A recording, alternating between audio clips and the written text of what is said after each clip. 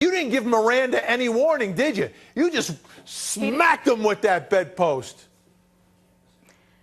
He didn't give me any warning. That's true. Hey, I understand. Flight. Yeah. I understand you have the bedpost with you. I do. Let's take a look at it. You can hold it up for the folks at home that want to see it. And Victoria, you did an incredible job, and we're so glad you're safe. And I know there are 2 children in your home, and that was your main concern, wasn't it? That's right. I didn't know where they were. I just saw him, you know.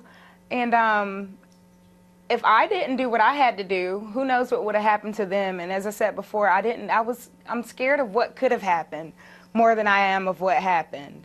You know? Victoria, I want you to take us into the moment here because, all right, there's an intruder in the house, and, you know, now you've got to figure out what to do. What's the first thing that goes through your mind, and then when do you decide, hey, it's time to get this bedpost? Well, the first thing in my mind is, you know, I was in my bathroom. I didn't have on any clothes. So I'm thinking, do I grab clothes? Like, no.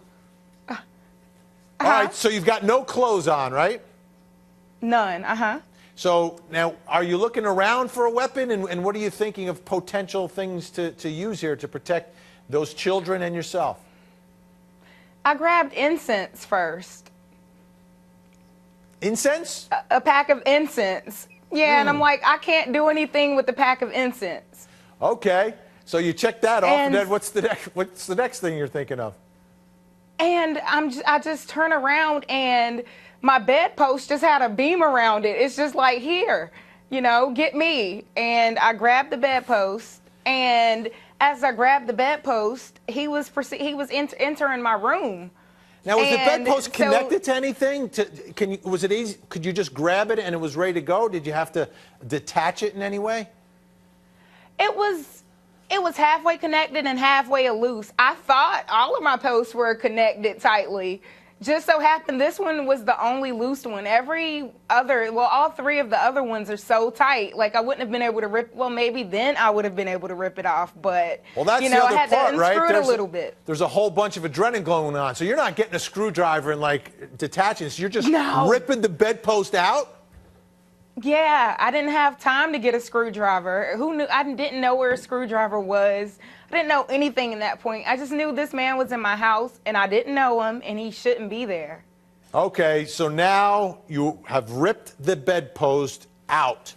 You've got it in your hand. Next thing you see, next thing you think, next thing you do. Next thing I see is him coming towards me, and I just whacked him. And when I hit him, you know, I just couldn't stop.